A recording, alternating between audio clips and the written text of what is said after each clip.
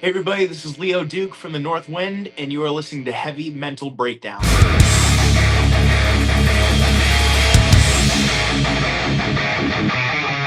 What's up, Leo? I'm so glad we finally got to do this, man. I feel like we've been going back and forth for a little bit, but thanks for coming on. I appreciate it. Yeah, I'm stoked to be here, man. It's all good. This time of year, everybody's just like super busy. So, Yeah, yeah. yeah, I'm glad we finally get to do this. So you're in Nashville, right? Yes, sir. Are Yes, sir. you from Nashville, or are you a Nashville transplant? I am a Nashville transplant. I grew up in the Boston area, so I was Oh, okay. um, I spent most of my time growing up in southern New Hampshire in a town called Pelham. Hmm. And yeah, it just growing up there, I always wanted to, be a musician. Um, and eventually, what led me to going to Nashville was because eventually I just got to a point where uh, I was like, hey, I really want to pursue music, but I don't think I can do it in Boston. Boston's a great city, but like the music there is not as prominent as it is in Nashville. Sure. And I I feel had like some almost every city isn't as, prominent as Nashville that for that is music. fair. Yeah, yeah. Yeah. Um, Yeah, I went to Nashville for the first time like 2 years ago, and it was a blast. It was everything that I had expected and more. It was like everywhere I went, there was just music everywhere. And right. any time of the day, any day. Yeah, it's crazy because like Wild. yeah, like down on Broadway or in the Broadway area, um, every you can't really have a bar there without having live music Yeah. because everybody. The whole reason everybody's down there is to go see live music and to buy drinks. Yeah. Um, and it's crazy how far out that mentality stretches because I saw one of my friends posted to their Snapchat a couple weeks ago. Uh, they were getting lunch at McDonald's, and you turn to your left, and there's a live musician sitting in the McDonald's just playing. It's like Yeah, you really walk like in you the walk in the McDonald's, bathroom, there's like a mariachi playing right in front of the mirror or something. It's like right? Yeah, everywhere you go. yeah, yeah. So how has that been then, moving from Boston to Nashville? What has that benefited you in any way yet? Yeah, it's right from the start. It was really incredible because a huge part of the reason why how I got to move out here was because for 5 months before I moved to Nashville, I went to guitar building school, and so basically it was a 5 month course where I got to learn how to build guitars and just build them from the ground up. And eventually, I got a call from Gibson Custom Shop in Nashville, Wow. and they were like, "Hey, you want to come work for us? We'll set you up here." So, Oh, that's um, amazing. yeah. Um, so right off the bat, I was getting to do some really incredible stuff. My day job was I get to play with guitars all day. Yeah. So it Hell was it yeah. was probably the best job I could have had when I first moved down here. So Um, where does this music inspiration come from? Like, have you been doing this your whole life? Did you just kind of recently, in the last couple of years? Like, what is your story with music? yeah, pretty much. I mean, growing up, I was uh, surrounded by a lot of music. My dad was a musician. Yesterday was his birthday, by the way. So happy birthday, Dad. My birthday was 2 days ago. Oh, no kidding. Oh, Yeah. that's crazy. Hell yeah. Um, but yeah, so my dad was a musician, so he had like a bunch of like bass guitars around the house and all that kind of stuff. So um, Cool. it wasn't hard to find uh, growing up, but they really set me. My parents really set me on the path to finding the music that I really like today. Um, like one of my biggest inspirations growing up was Elton John because they were like, okay, we can we can show him like these old Muppet Show episodes, and Elton John was one of them. And I was just obsessed with Elton John from the time that to the point where they were just like, okay, we got to bring him to a real concert, otherwise he's going to burn out every tape we have in our collection. So they took me to see Elton John for the first time when I was like 5 years old. Hell yeah! So your And first show was that was Mr. John. my first show, Sir Elton Cool. John, and I just remember like there was just something so different about being in the room as this music is being played in real life. It's one thing to listen to a CD or to listen to or to watch a concert film, but like being in the moment, it's just like, wow, that's they're real and they're here. Yeah. Um, so yeah, I was really big into like trying to play piano. I wasn't good at it, but I would try to just sound stuff out and you know just kind of just bang on the piano when I was a kid. And as more time went on, I started to listen more heavier stuff. My parents got me Guitar Hero when I was about 8, I think, and I just remember the first day we had it, I plugged in the game, and I heard "Welcome to the Jungle" for the first time. I was just like, "Dad, can I have a guitar?" Uh, So yeah, from that point on, I started playing guitar when I was like 8. Slash So, became your instructor. yeah. Was that one of the first kind of artists who you try to play along to? Was Guns N' Roses? Oh, 100%. Yeah. Yeah. But I would, Right. I was lucky enough. I have a perfect pitch. So it's, I would just, take my guitar and just try to like, sound out the songs, just by listening to them. That's awesome. Yeah. And so there are a bunch of riffs. I was like, okay, Detroit Rock City, Welcome to the Jungle. The opening for that is the, but yeah, and more time passed, and I eventually started writing my own stuff. I think the first song I ever wrote I think I wrote it like 11 years ago when I was 14. And since then, it's just been a gradual evolution of what basically my music also reflects a lot of the stuff that I'm currently just like really digging. So like some days I'll be listening to Mammoth, and I'll just be thinking, that's what I want to listen to, and that's the kind of style that I want to write. And then other days I'll be listening to Guns N' Roses, and I'm like, okay, maybe I want to write some in this this kind of setting. And yeah, it's just the more the more time goes on, I feel like I just I try not to stay in like one specific like genre of music. Like I try to kind of space it out, because I feel like that's how you keep things interesting. Yeah. Well, that actually led me to my next question, and I was going to ask you what genre, if you had to list one for your music, what would it be?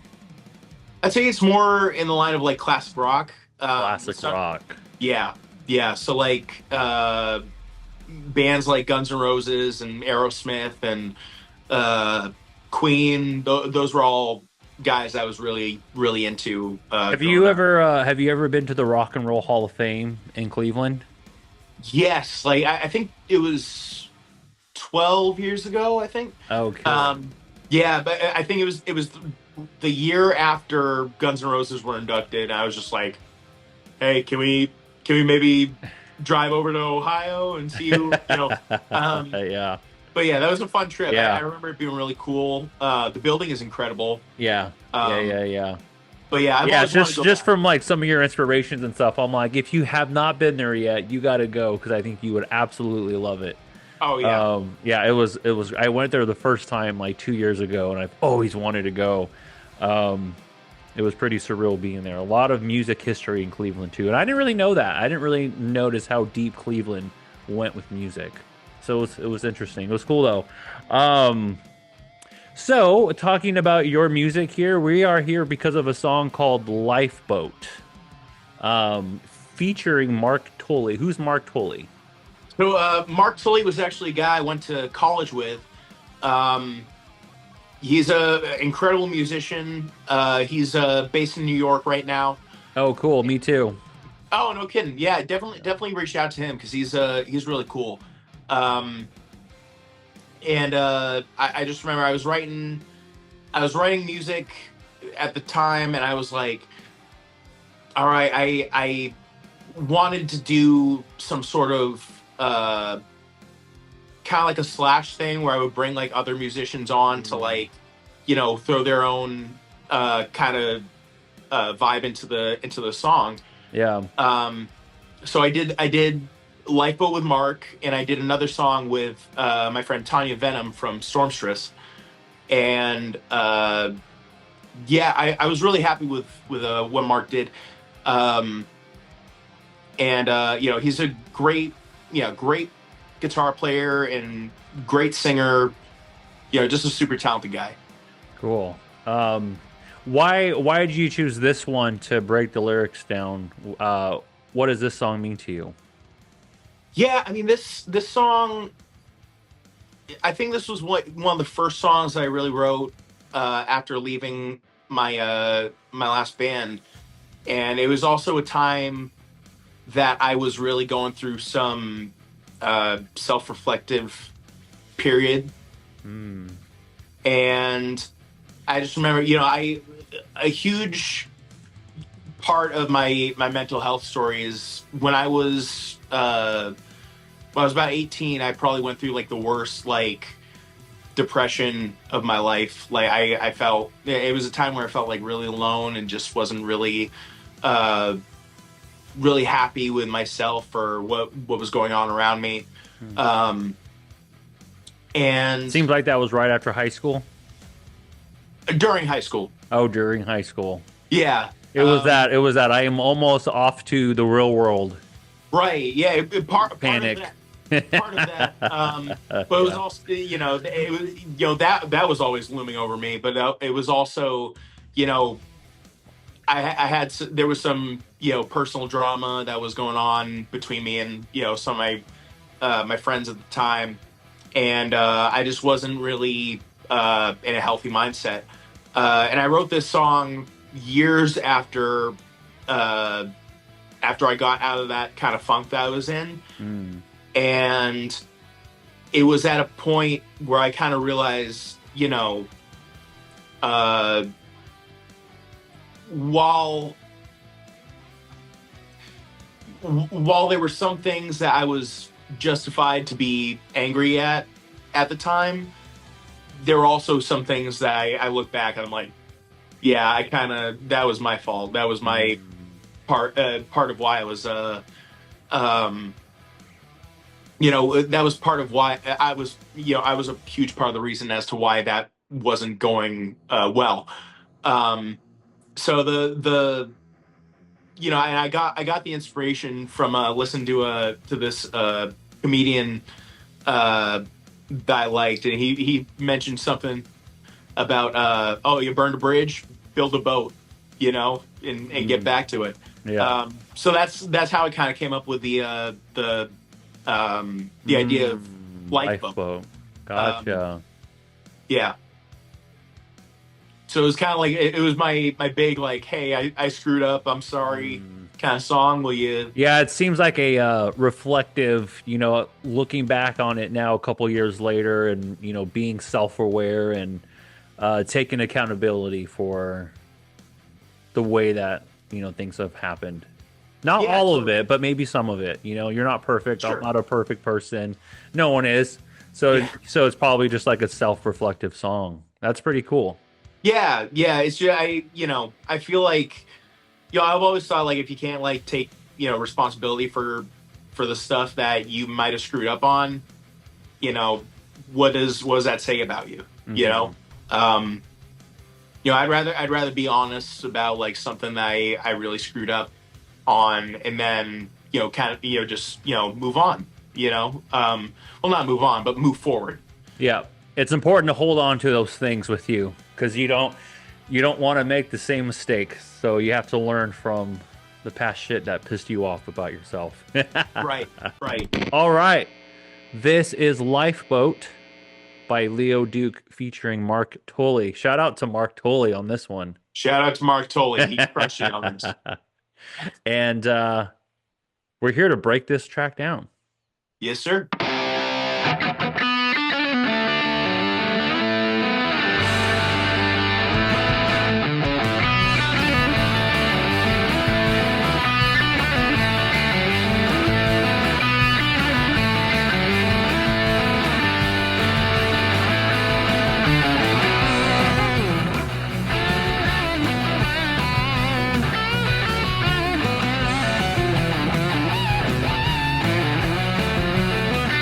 I took a look at the life I made. I look back on a great charade. I was bearing in the pain, 'cause I didn't want the hand they gave me. It took so long to break my cage. After I lost myself in the rage, please understand that I was hurting, and if love can turn the best of men insane. All right, we're gonna stop it there. Sure. We've already got a good chunk of lyrics there. All right, I took a look at the life I made, a look back on the great charade I was, bearing the pain because I didn't want the hand they gave me. Took so long to break the cage after I lost myself in the rage. Please understand that I was hurting, and enough can turn the best of men insane. The lyrics are just like very raw and vulnerable and kind of straight to the point. Thank you. Thank You know, it's not like anybody has to question what this track is. Like it's like from the minute you read these lyrics, it's like, oh, this guy's getting real right now. Yeah, yeah. I feel like that's the kind of stuff that grabs you. Mhm. There's so many writers that I really like that were just like, you know, let's not mince words. Let's just say what we feel, and let's Yeah, just hammer it out. yeah, Um, yeah, it was just um, yeah, it was like that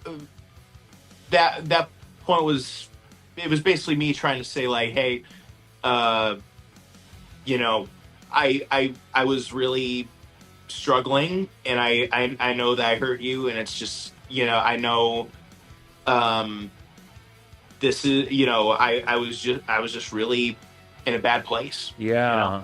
I took a look at the life I made, a look back on the great charade.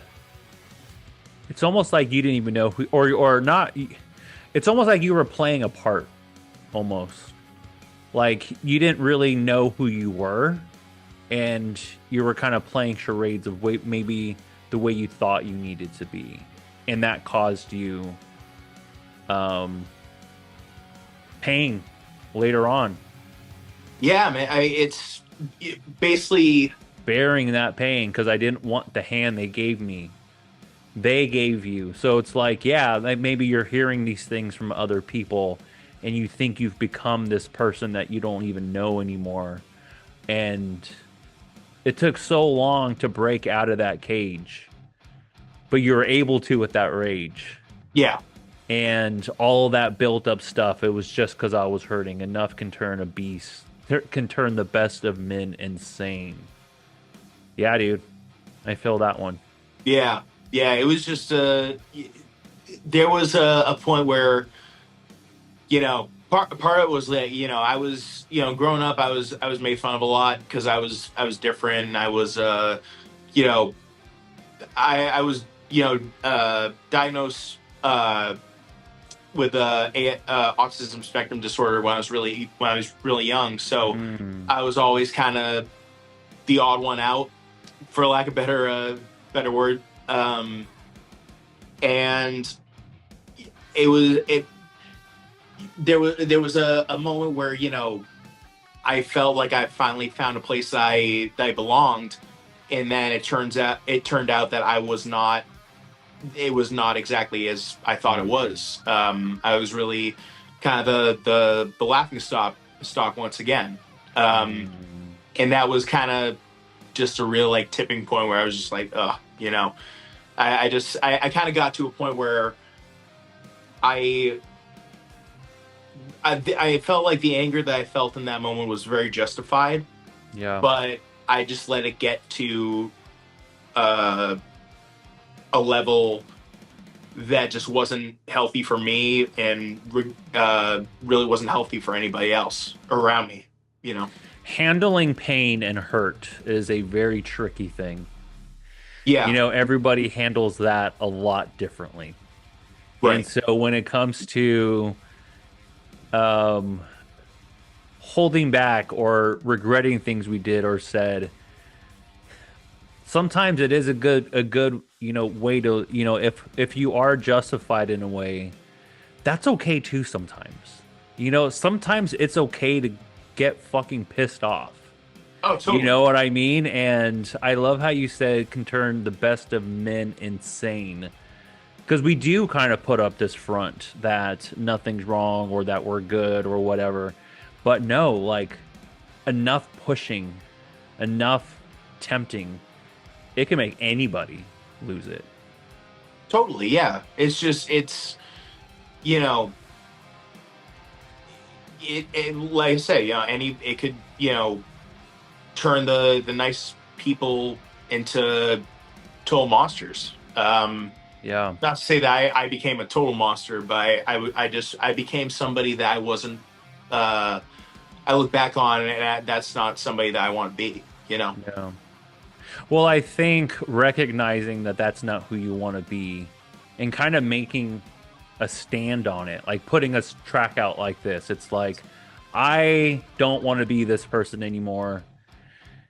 I'm letting it out on these lyrics so I can kind of just let this off my chest. Right. That's finally kind of been put to rest almost. Yeah, it's you know, writing these songs, specifically a lot of these songs on my first EP, it did offer me a good amount of closure. Like there are songs that I wrote about I think every single song I wrote in that is about past friendships or relationships that ended poorly, some that ended, but some have ended more positively, and some that are still going on today. And it's really, in whether or not they're still happening, or they're still going on today. It's just it offered me some closure in having these songs to basically say my piece about things that I might regret, or things I feel bad about that have happened in the past, you know? Mm-hmm. Carrying on to that gets pretty heavy. Yeah. And eventually, you know, it's better to let it out in a healthy way than to just hold on to it and just let it sit there, you know? Yeah. All right. Heavy lyrics already. Let's keep listening to this. Let's do it.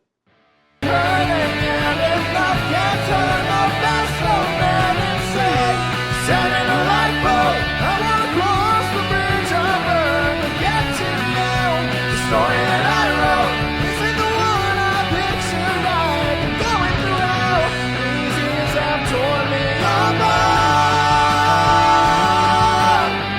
I trust might change your mind.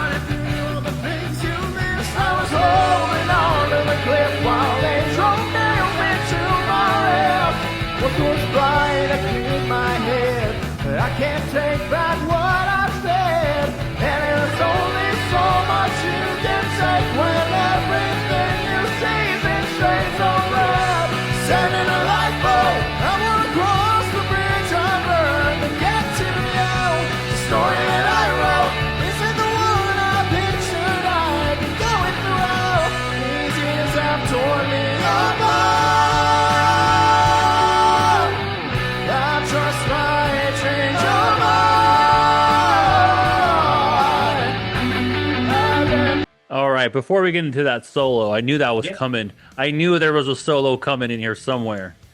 So before we get to that, send in a lifeboat. I want to cross the bridge I burned to get to you. The story that I wrote isn't the one I pictured I'd be going through. These years have torn me apart. I trust my change of heart. I want to cross that bridge to get to you.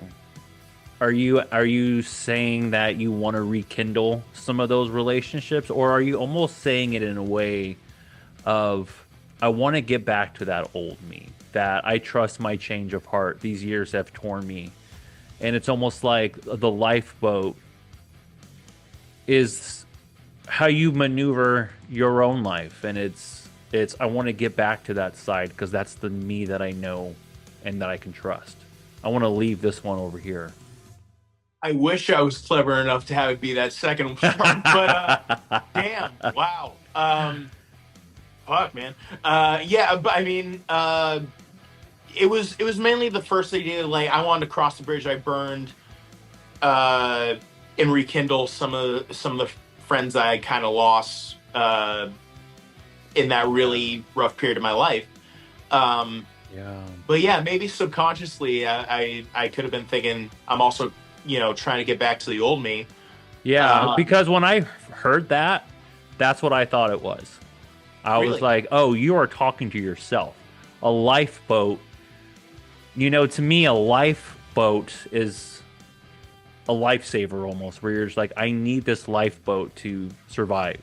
I'm in the yeah. middle of nowhere almost, and if I can just get this, if I can get on top of this, and if I can be in charge of maneuvering this, I can get back to that old me.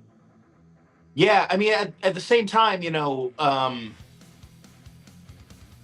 there's a part of me that doesn't want to go back to the old me because uh, the old me was kind of immature and not really uh, wasn't as serious, and just kind of you know old me had its problems too. So like, Sure, sure, sure, um, sure. but uh, that being said, I feel like I've kind of found a good balance between the current me and that uh, original recipe me. Um, Mm, and yeah, it's you can still like hold on to that kind of um, you can have moments where you can kind of like go back to that immature side of yourself, like the fun immature side of yourself, but um there is a time to grow up. So I don't think it would be um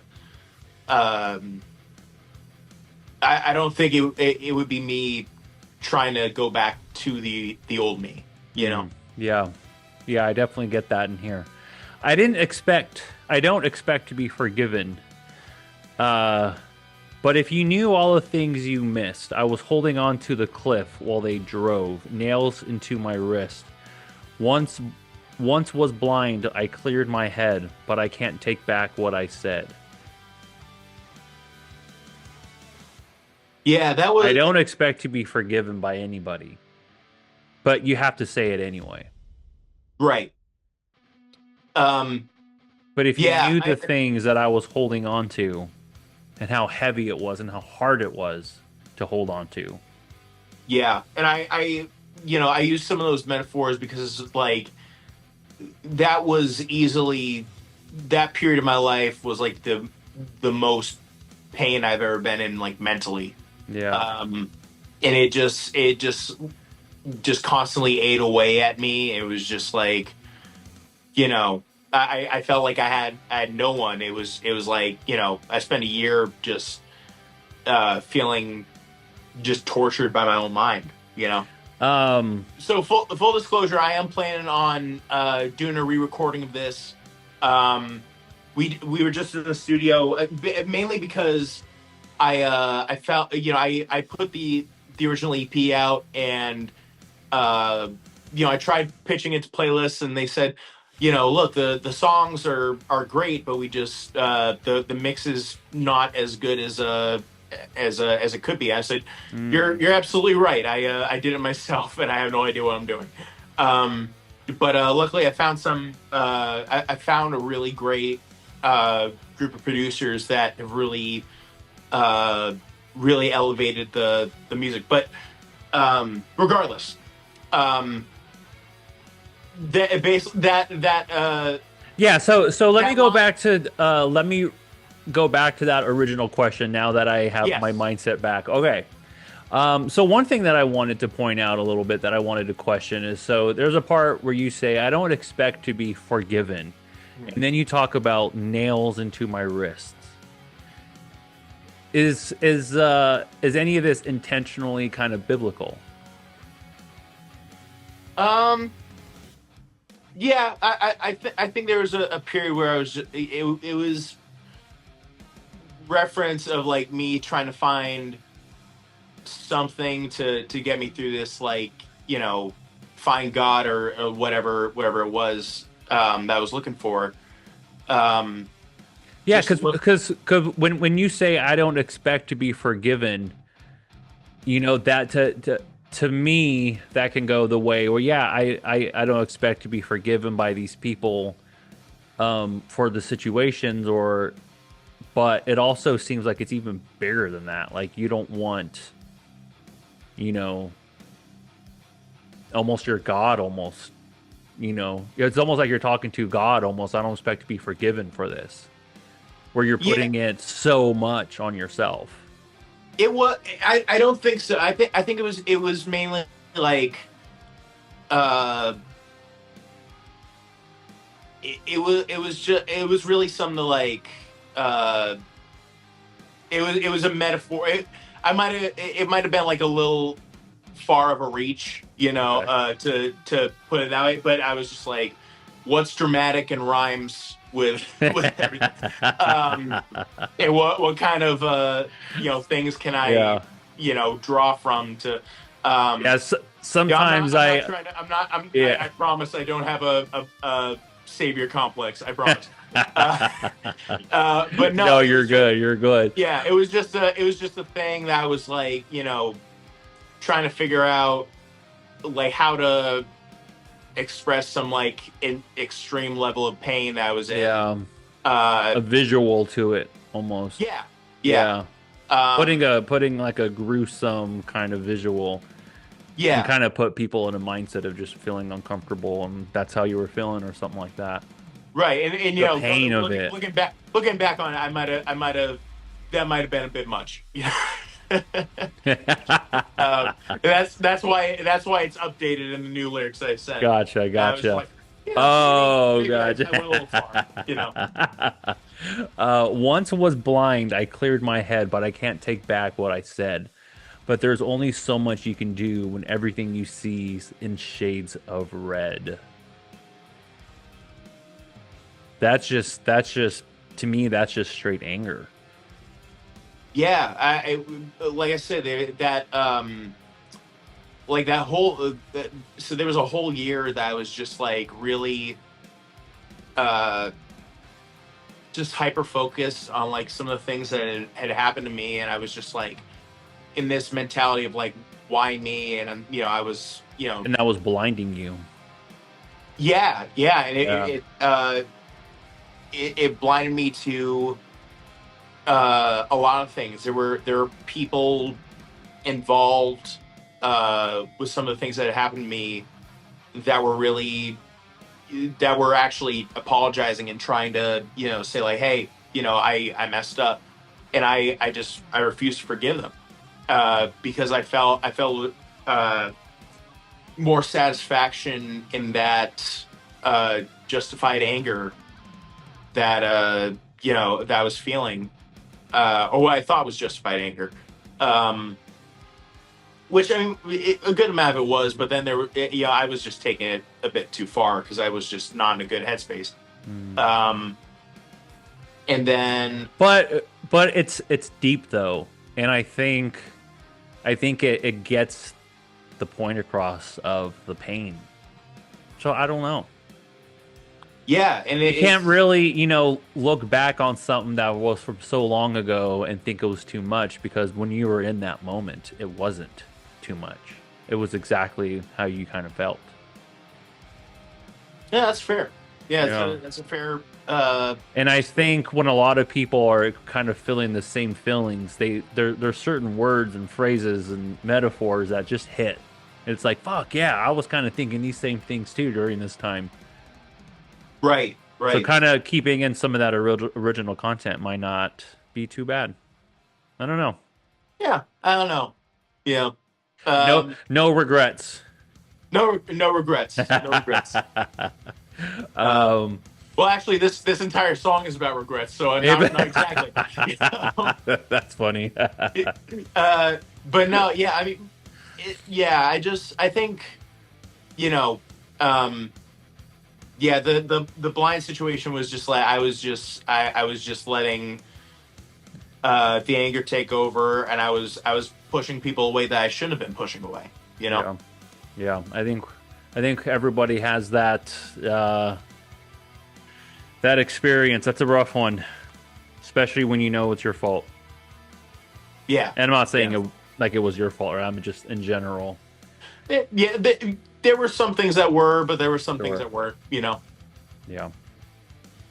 All right. Well, we got more song to listen to. Let's keep rocking out. Let's do it. I really like the guitar in this, by the way. Thanks, man. I appreciate that. I've been drowning so long. Could I tell you what was wrong? I'm so tired, don't want my life to go on. Can we just move on?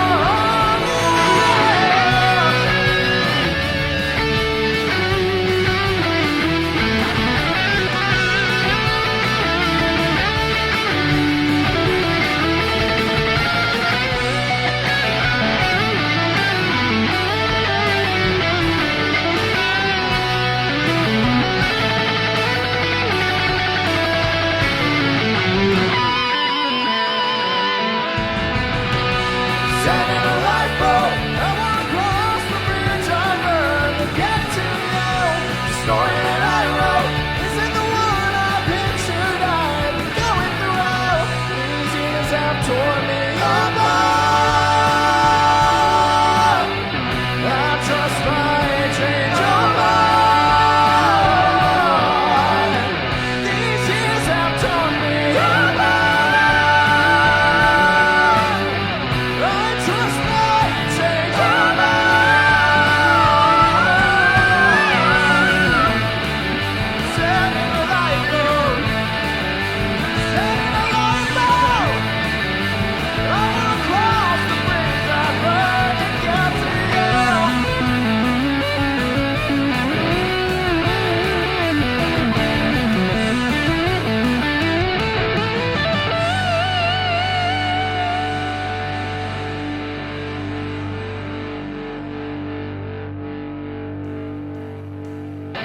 All right, that was Lifeboat featuring Mark Tully by Leo Duke. All right, I kind of feel like there's a couple things I want to get into here. Yeah. First thing is that solo. That was fun, man. I Mark, feel Mark like cooked. Mark cooked. I feel like during that solo I can just hear like the passion there, like the heart behind the song. It was just almost just like we've heard everything and now let's just feel it. And I feel like that's the moment of just like let's just feel in this moment now. Let's let this solo kind of speak the words that I'm not speaking currently. I don't know. It kind of took me to like a positive place and like I can get back on track. It just seemed like it was leading to like a positive route after that Yeah. solo. Yeah, I think that, not only that solo, but the bridge itself also was like, it was reflective of that period where I kind of had to make that choice of like, is this, is, am I going to say enough's enough, or am I just going to keep going and just like let myself suffer. And I feel like that the dual guitar harmonies kind Yeah, of I like that a reflect lot. those kind of like, like that mentality of me kind of like, having to battle it out myself, and really, really take charge. And there's actually another another song I wrote um about that moment that that I kind of made the choice to, you know to take action. And that's because it's like it's like the hardest thing you can do is just say I need help, and Yeah. that's what I needed to do, Mm. in the first place, instead of just let myself, just be a wreck, Does playing your music help with that? Yeah, it feels honest. It feels like I'm able to make my voice heard, Hmm. because I haven't always felt like that was something I was able to do. Mm. Um, Now you're like, I'm shredding on this guitar. You have no choice but to hear me. I'm singing at this high, super high pitched level and killing it.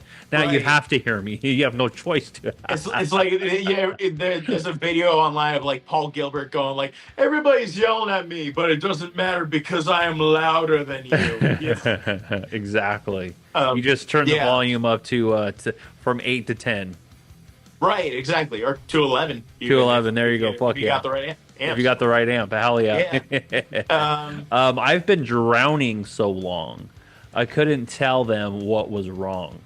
I'm so tired, don't want to fight, to hold on. Can we just move on? So, a question for you. Do you feel after you release this track to the world that, like, once you had it out and people knew what your kind of like intentions were and how you felt, did you feel um kind of that I'm tired, don't want to fight, to hold on? Do you feel that was do you feel that those feelings were kind of released with the release of the song? Or do you well, feel like it was just stuff that you needed to get out so you got out, but it wasn't as like intense as, oh, once I released it I was able to like let go of these thoughts? I didn't really. Uh, I wrote this a couple years after that experience happened. Mm-hmm. Um, when I like I said, I was 18 when the events of the song went down. I don't think I wrote the song until I was 22, 23, and had Gotcha. some Okay, time to. so then it was kind of a, oh, I've already accepted this, but now I'm just getting back in that mindset to what I was before. Yes, Gotcha. yes. Um, Cool. because I right after I started getting the help that I needed. Um, it took a while for me to kind of uh to prepare myself to like try to make amends with the people that I wanted to make amends with. Um, and that being said, I'd say around that time, I ended up writing Lifeboat when I was like, yeah, I think I was 22 when I wrote it.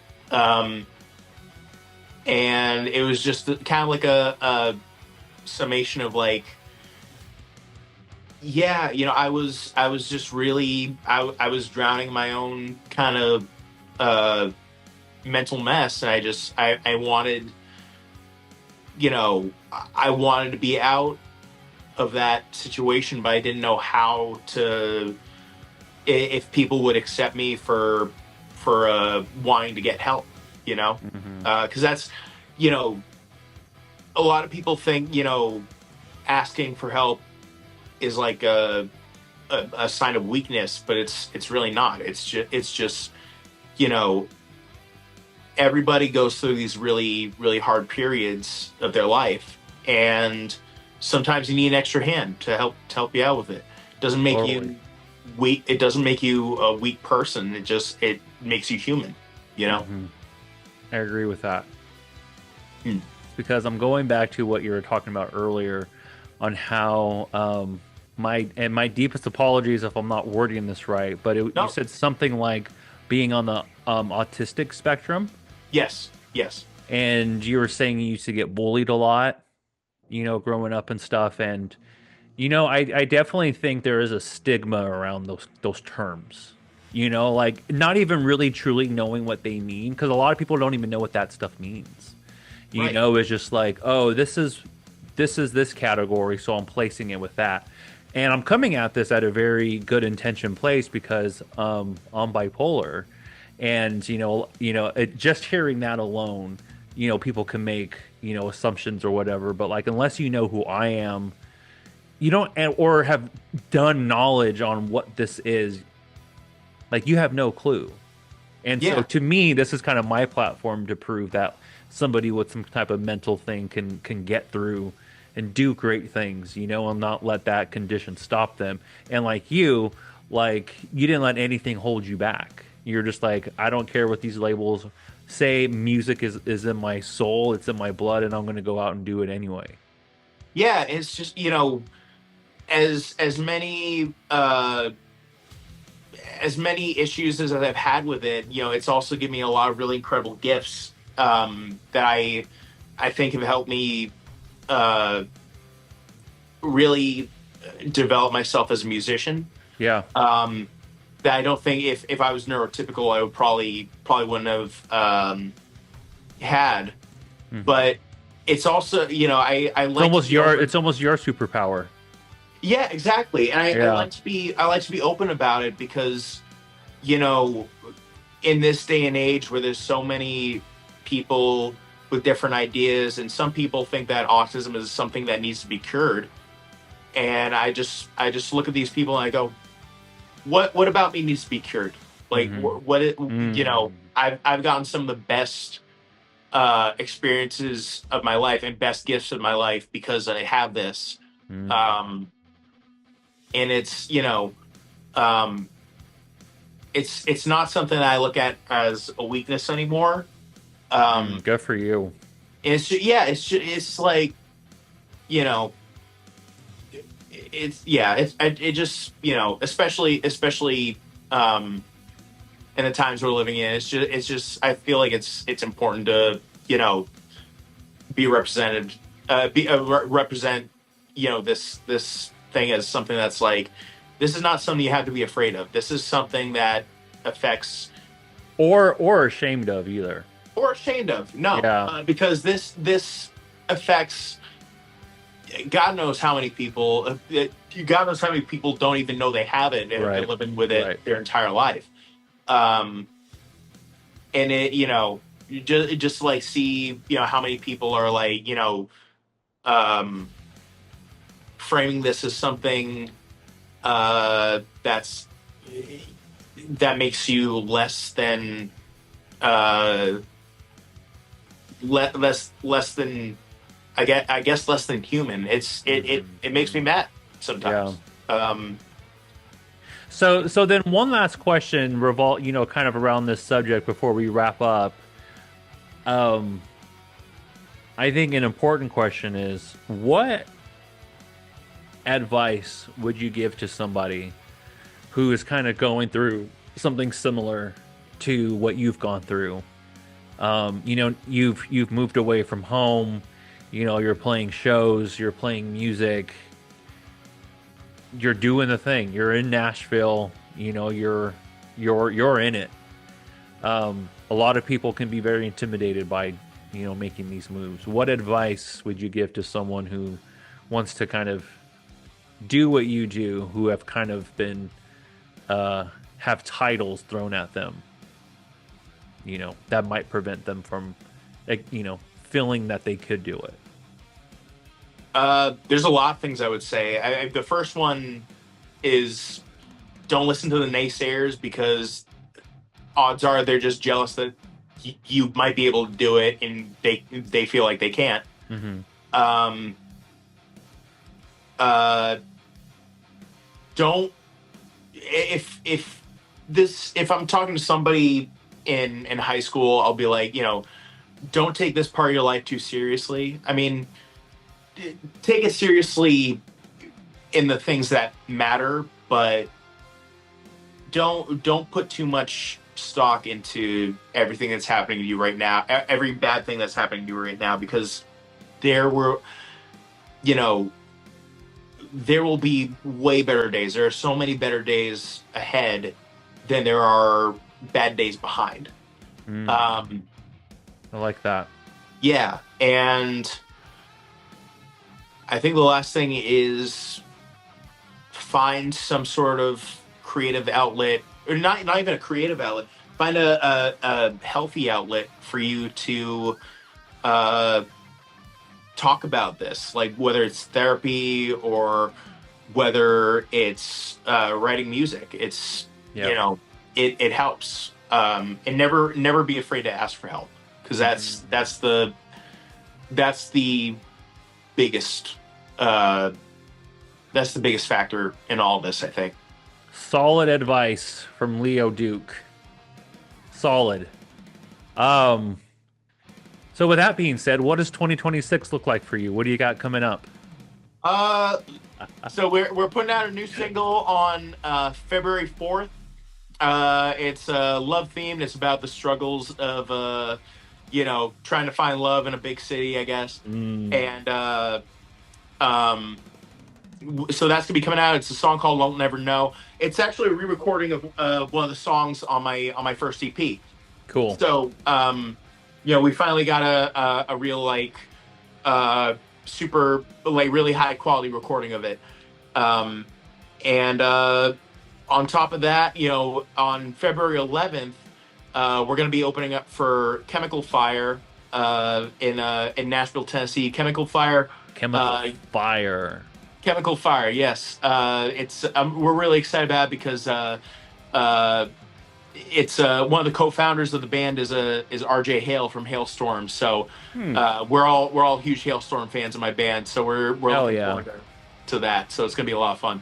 Do you know any of the other heavy mental breakdown homies in Nashville, and Hollow Wake or yes, Nadia Vea?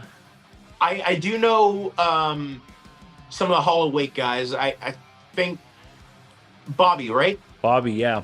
Yeah, Bobby. I know Bobby and Jacqueline.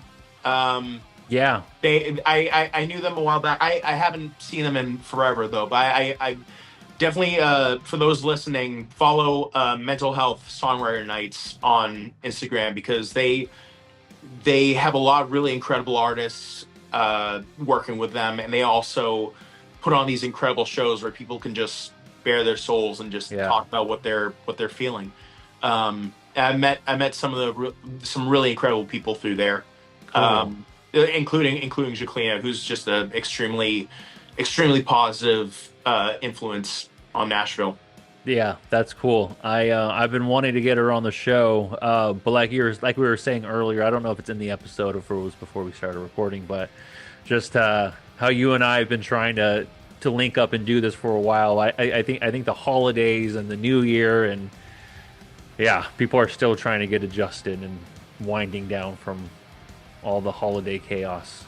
Yeah, it's tough. But yeah, yeah, it is. We did it. We did it. Yeah, we did it. Cool. Well, if anybody wants to keep up with everything Leo Duke, where would you send them?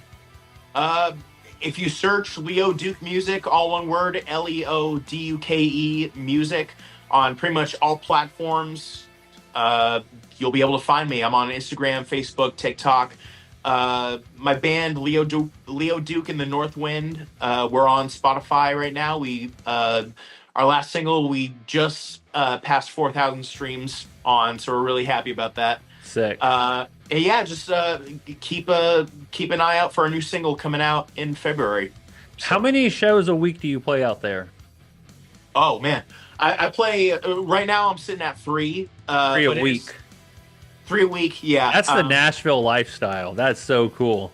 It's the best job ever, man. I love what I'm really grateful to say that I love what I do. Do you have like a bar specific or any specific place where you're like, this is where I play on these nights? And so like, so basically I'm trying to ask if anybody's in the Nashville area, is there a certain place that they can probably find you at on like a Tuesday night or, you know, Yeah, whenever? yeah, totally. So Saturday nights, I play 10 p.m. to close at Snitch on Prairies Alley. Um, it's one of my favorite gigs ever because it's just me. I got a full band, and some of my bandmates in Northwind are also in this band, this cover band called Cool. Southbound that I'm in, and we just play 4 hours straight of rock and roll, man. Wow. It's a Four great, hours straight. yeah, yeah. It's such a fun That's time. brutal. So when you're playing those like bars, do you play originals or are you kind of just doing covers at those places?